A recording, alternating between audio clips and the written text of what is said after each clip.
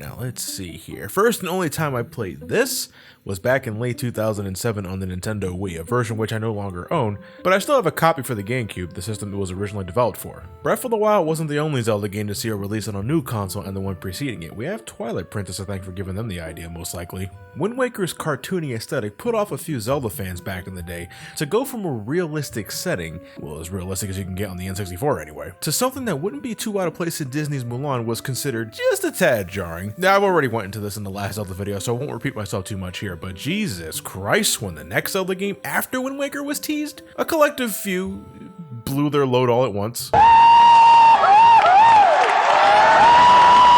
It was a return to what older fans expected, realistic backgrounds, anime-influenced character design with no cat eyes in sight. Not that this was the end of the Wind Waker art style though, it was the basis for several other games. Four Swords Adventure on the GameCube, the Minish Cap on the Game Boy Advance, the two DS games Phantom Hourglass and Spirit Tracks. This incarnation of Link still has its fans, no doubt, and I admire the design myself. But for the next console game, Nintendo wanted to go back to what was guaranteed to work, and that was Ocarina of Time. Legend of Zelda Twilight Princess was unveiled in E3 of 2004 and released to the public in late 2006. I imagine that was a pretty agonizing wait. I'm a casual Zelda fan, not at all hardcore, so I was looking forward to it when it came out, but I wasn't losing my mind waiting for it, unlike a few friends of mine that were with me at the time. And I remember waiting in line at a Walmart for 12 hours the day before the Wii was released, and amidst all the other people I asked that were waiting in line with me, what were you looking forward to the most, and they all had the same answer: Twilight Princess. As I mentioned, this is the first time a new console Zelda game saw release on two different platforms, given how much Nintendo wanted the Nintendo Wii to start strong with the new Zelda game. The biggest difference between the two was the control scheme and the accommodations to fit around them. On the GameCube, it was the standard setup, the kind you would expect. On the Wii though, you could swing your sword by flinging the Wiimote left or right. It was a glorified button press, pretty much. But to better fit the default setup of the Wiimote nunchuck combo, Link was made right-handed, not just by simply flipping the placement of the sword and shield, they flipped the whole fucking game. What's right on the GameCube is left on the Wii version, and I never understood this. Was it considered too arduous to program a right-handed Link? I figured mirroring the whole game was the most cost-effective, but why?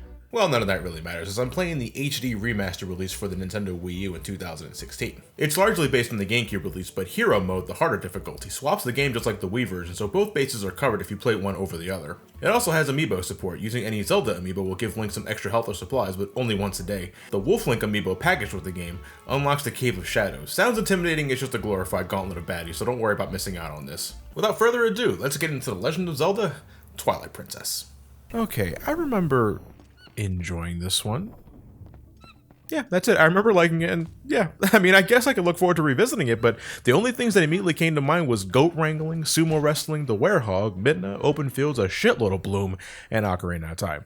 South of Hyrule lies the Ordon village, a peaceful little farm where the bees attack you, the plant life wants you dead, and the goddamn goats keep getting loose. It's here where our latest incarnation of Link resides as an honest living ranch hand, and after spending some time tending to the village, his residence is unexpectedly attacked by a gang of mooks that kidnap some of the village children and his sort of girlfriend Ilia. But before Link can give chase, he encounters this wall of shadow that forcefully drags him inside. Within this realm of darkness, Link suddenly finds himself transformed into this wolf-like beast, losing consciousness afterwards. When he comes to, he's greeted by this sinister-looking imp named Midna, who agrees to help Link with his little conundrum in exchange for his servitude. And with no real choice in the matter, Link agrees, and thus Midna guides Link through the underground sewers of Hyrule Castle, and soon meets with the one and only Princess Zelda. This game isn't taking very long to get all the important characters introduced, I'll give it that. Not missing a beat, Zelda explains the situation to the hero of Fur.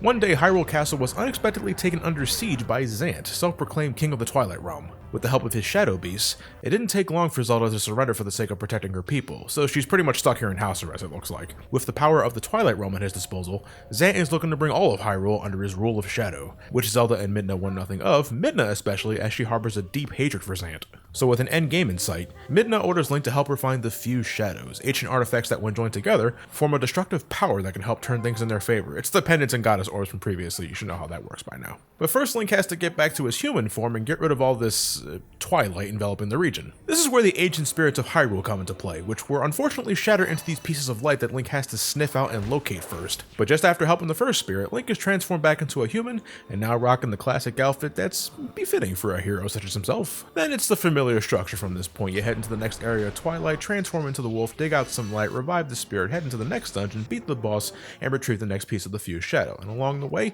Link manages to rescue the kidnapped children, play some sumo wrestling with the Goron tribe, and introduces the concept equivalent of a heater to the frozen Zora tribe. But right after retrieving the final fused shadow, Zant, instead of greeting Link outside the last dungeon, says, "Lol, no," takes the fused shadows for himself, permanently changes Link into the wolf, and nearly kills Midna. So in this hour of desperation, Midna pleads Link to take her to Princess Zelda before she dies. She begs Zelda to help Link with his predicament, with the princess informing that to remove the curse, Link must travel to the sacred grove and unlock the power of the Master Sword, the blade that tips 20%. And with her final breaths, Midna also requests Zelda to help Link acquire the Mirror of Twilight, and maybe it's because Zelda wants nothing to do with that fetch quest that she sacrifices her soul to save Midna from the brink of death. So with Zelda gone, Link and Midna travel to the Sacred Grove to retrieve the Master Sword, and head for the Gerudo Desert to locate the mirror. Good news is, they found the right place. Bad news is, the mirror was shattered into 4 pieces.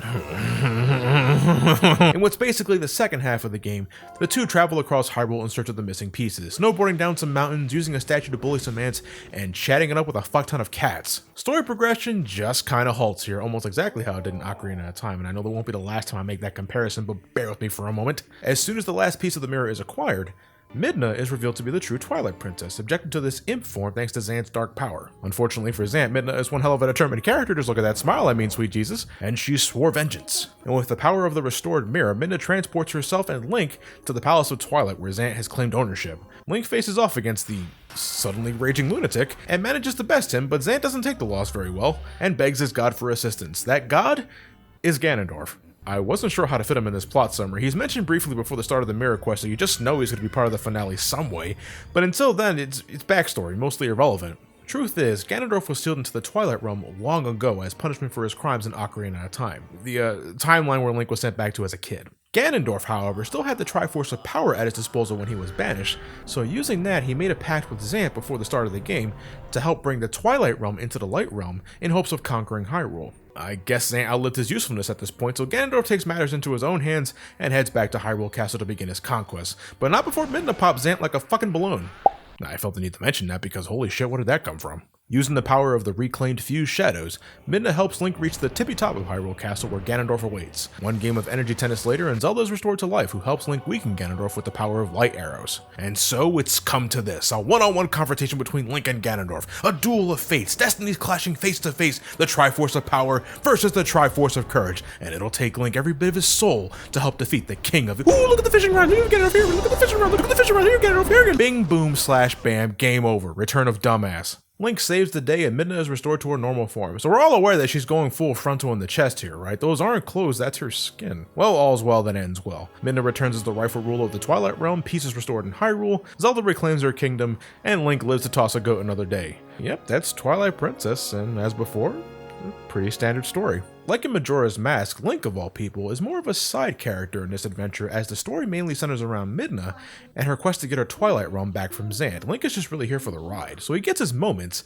but Midna is the one that gets any real development and is thus the most interesting character plot-wise. When she isn't thinking about poisoning my drink, she slowly transforms from an initially cold and snarky asshole with a huge vendetta against Zant to a not as cold snarky asshole with a huge vendetta against Zant. She originally thinks nothing of Hyrule's predicament and views Link as a means to an end, but she begins to warm up as the game progresses. I think nearly dying and being aided by the princess definitely helped there. The defrosting Ice Queen plot device is by no means unique, but I think it works fine for Zelda. Midna also doubles as the fairy companion of the sword, though if given the opportunity, I think she would actually eat Navi. She doesn't offer as much insight, but she's no less a total deadpan wise ass. One of my favorite exchanges is when she congratulates me for finding a spirit fragment, and that I only needed to burn someone's house down to get it. What a bitch, but I enjoy that about her. As far as everything else, it checks a box off of the list. These are elements we've seen plenty of times before in other games. The rascally kids, the sort of girlfriend, the Gorons, the Zoras, the Master Sword. It's all serviceable, and unfortunately I'm also including Ganondorf being the head villain this time. It's traditional, but to ultimately push aside one of the more interesting villains in the game for the sake of having another Link versus Ganondorf match is rather disappointing, but let me elaborate. I only found Zant captivating in any regard after he went totally bonkers. It's sort of out of nowhere, yeah, but damn, look at him go. Before then, I found him to be a pretty generic villain. No nonsense to be sure. The way he just greets Link immediately after he finishes collecting the last few shadow was just brilliant. But other than that, yeah, he's a bad guy. When he loses it towards the end, I wanted to see more of that, but that's when Ganondorf takes over and the rest plays out as you would expect it to. Again, serviceable, but ultimately anticlimactic. Now that wraps it up for the story. Let's talk about the game. So, did you like Ocarina of Time?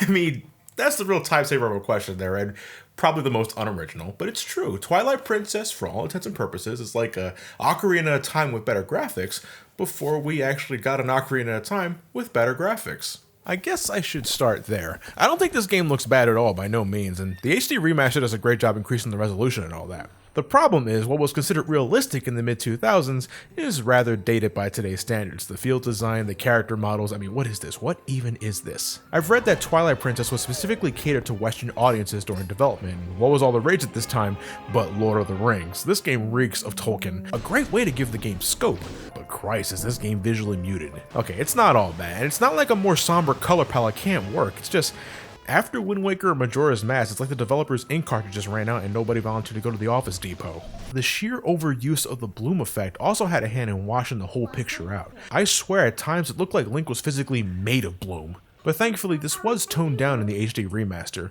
Wind Waker might have been considered too cutesy, but you'll never convince me that it doesn't look good even today. But I understand, Twilight Princess was cutting edge at the time, so it's only natural for it to age throughout the years. I still think it looks great, just not as great as I used to think. And I wish they went with a full-out orchestra in terms of sound design. They used one for the trailers of the game, which I'm sure is one of the reasons why they were so hype-inducing. They tried their best with synthetic instruments, goddammit. You know, it's fine.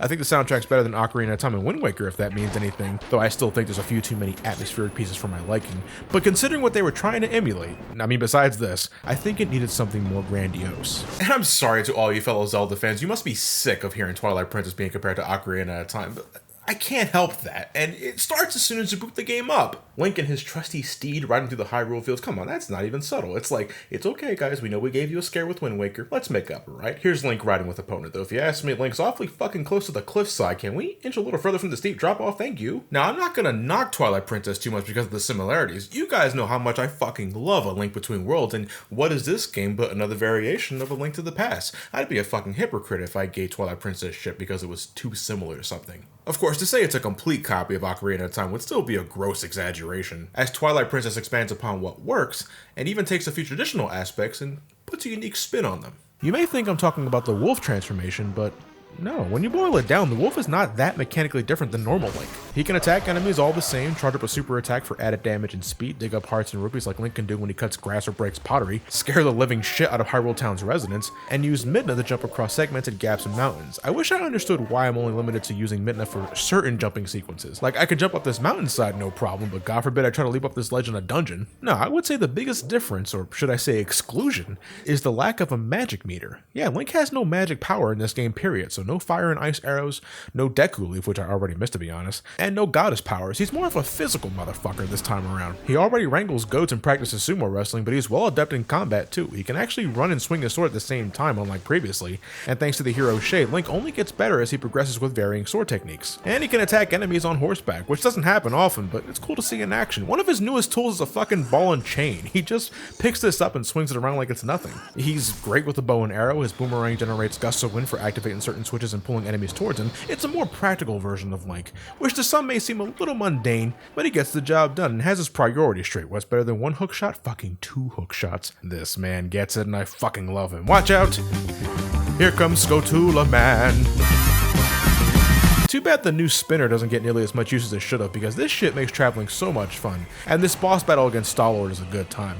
But after you finish the dungeon you get it in, it's sparsely needed except for a couple of optional treasures, and the one or two times this game reminds you that it's in your possession. It certainly would have been a fun way to travel through Hyrule, because as before, these fields are gargantuan and not very interesting, save for the occasion I can use an item to get a couple of rupees or a piece of heart, which is nothing new. Overworlds have always been like that in Zelda bearing Majora's Mask. I'm aware of this, but it's like, they made Hyrule Field even larger than Ocarina of Time, but didn't extend the number of activities you can do in the field. Well, at least I can warp across the world once I can do so, and the opponent makes for a great way of getting by quickly when I don't feel like doing all that.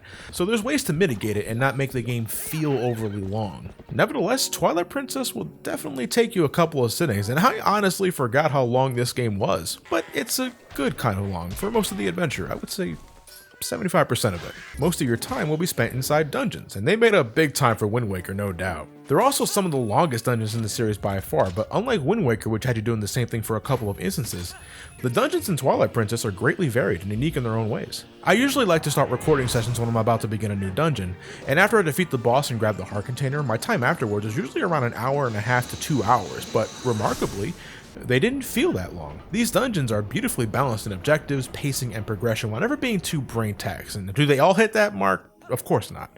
I would say the low point is Lake Bed Temple. Not because it's this game's water temple and all that, but because I don't find it very interesting mechanically and visually, even if it is the place where I get my first hook shot. My high points would include the Goron Mines. It takes the classic iron boots for an anti-gravity spin, resulting in a cool way of traveling, despite the overabundance of...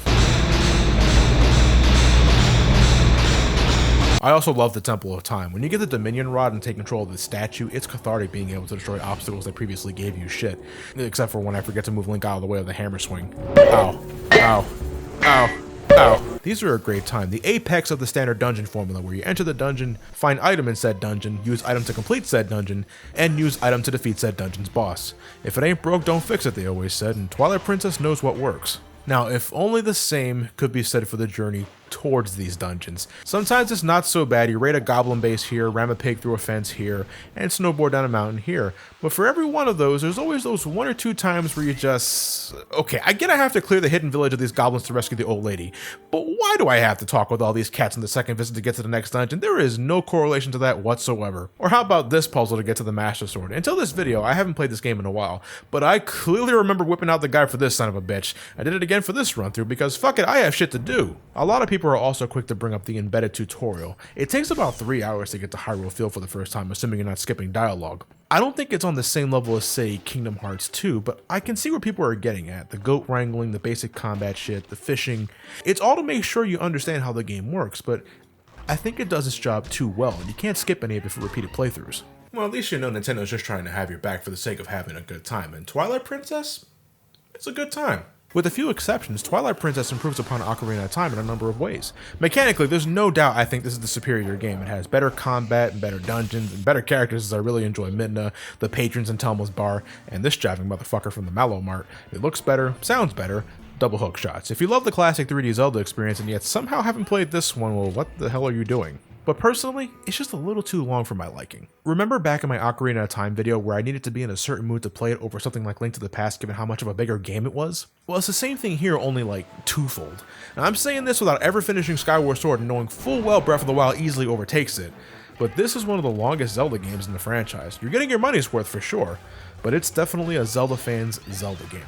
Get the HD remaster on the Nintendo Wii U if possible. The gyroscope is great for real-time item management and sniping enemies from far away with a bow and arrow. The next Zelda game, however, doesn't have an HD remaster. It's only a matter of time, who knows, but it's The Legend of Zelda Skyward Sword for the Nintendo Wii. I got this at launch in 2011, but I've only put about, I want to say 3 to 4 hours into it, so I'll be finishing it for the first time for the next video. And maybe it would be my next Majora's Mask, you know, wishful thinking, but thank you all for watching, have yourselves a fantastic night, and take care.